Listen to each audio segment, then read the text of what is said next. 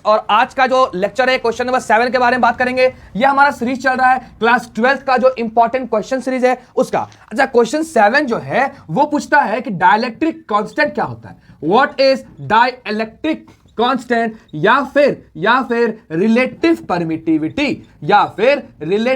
Permittivity. ये बहुत ही आसान टॉपिक है, ये कभी कभी पूछता है बोर्ड में, तो सुनेंगे हम लोग। देखो, परमिटिविटी मतलब क्या पढ़े थे हम लोग, कोई भी मीडियम इलेक्ट्रिक फील्ड लाइंस को कितना रुकावट देता है ना। व्हाट इज परमिटिविटी, कितना रुकावट, सुनना ध्यान से, कितना रुकावट प्रोड्यूस होगा, कितना रुकावट प्रोड्यूस होगा कोई भी मीडियम के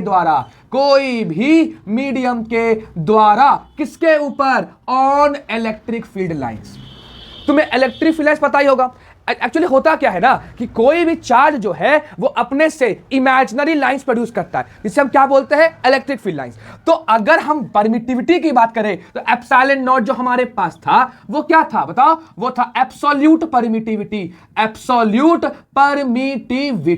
किसका, ऑफ फ्री स्पेस या फिर एयर, जिसका वैल्यू कितना था याद होगा आपको, 8.85 10 का पावर -12। और ये उल्टा था, k का कांस्टेंट का उल्टा था, k equals to 1/4 pi epsilon naught. तो जो इसका यूनिट होगा आपको याद है, इसका वैल्यू 9 × 10 का पावर 9 न्यूटन मीटर स्क्वायर पर कूलम स्क्वायर। इसका उल्टा हो जाएगा पर न्यूटन पर मीटर स्क्वायर कूलम स्क्वायर। तो ये एब्सोल्यूट परमिटिविटी फ्री स्पेस का था। अब मुझे समझना है कि ये एक्चुअली इसका हिंदी मतलब क्या है। सुनो, मान लो कि ये कोई मीडियम है, ठीक है, यहां पर एक चार्ज है Q1, सुनना ध्यान से, यहां पर एक चार्ज है Q2। तो भाई साहब अगर बच्चा ये इसके ऊपर फोर्स लगा रहा है, ये इसके ऊपर फोर्स लगा रहा है, तो it has to move to this medium, इस मीडियम से उसको मूव करना पड़ेगा, ऐसे तो नहीं जाएगा। उस मीडियम से उसको क्या करना पड़ेगा, उसको ट्रांसफर करना पड़ेगा, मूव करना पड़ेगा। तो उस मीडियम से जब वो मूव करेगा तो ये मीडियम भी तो कुछ परमिशन देगा उसको कि भाई जाना है या नहीं जाना है। ये कौन डिसाइड करेगा, ये मीडियम। अब पढ़ोगे आगे कि कैसे चार्ज जो है पानी में जाते 80 गुना कम उसके बीच का फोर्स हो जाता है, क्योंकि डाइलेक्ट्रिक कांस्टेंट का ही कारण या परमिटिविटी कारण ही। तो ये मीडियम जितना ज्यादा परमिशन देगा है ना, उतना आसानी से ट्रैवल कर पाएगा और उतना ज्यादा ये फोर्स लगा पाएगा। जितना ये रुकावट देगा उतना फोर्स क्या हो जाएगा, कम हो जाएगा। तो अगर एप्सिलॉन की बात की जाए तो एप्सिलॉन का हिंदी मतलब होता है रुकावट मीडियम के द्वारा किसके ऊपर, इलेक्ट्रिक फील्ड लाइंस के ऊपर। कोई भी मीडियम कितना रुकावट पैदा कर रहा है कि वो इलेक्ट्रिक फील्ड लाइंस को उससे पास होने दे, उसे हम बोलते हैं एप्सिलॉन। एक होता है एप्सिलॉन नॉट जो फ्री स्पेस का होता है।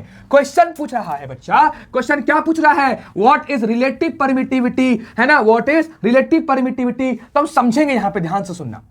रिलेटिव परमिटिविटी का मतलब है कि मीडियम कितना, सुनना हिंदी बता रहे, मीडियम कितना रुकावट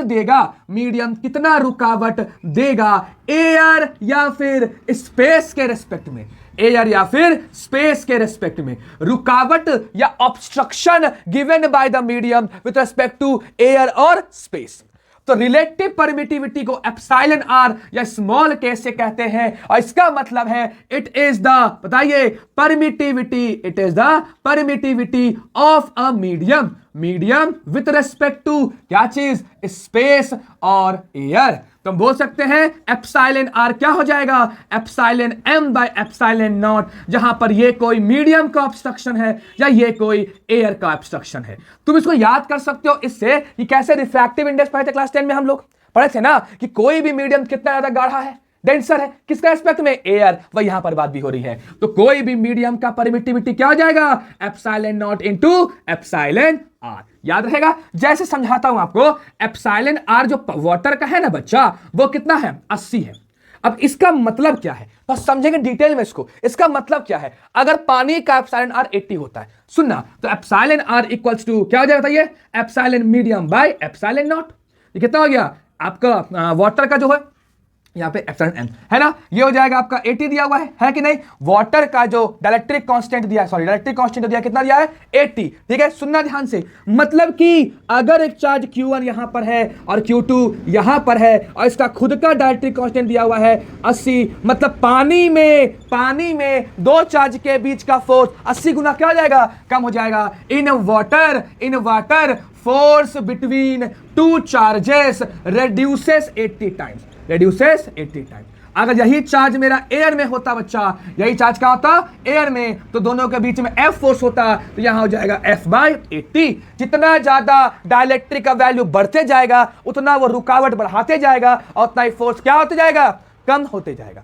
यही बात है आपका एप्सिलॉन का। तो डाइलेक्ट्रिक कांस्टेंट या रिलेटिव परमिटिविटी का मतलब है कोई भी मीडियम कितना रुकावट पैदा कर रहा है, एयर या फिर स्पेस के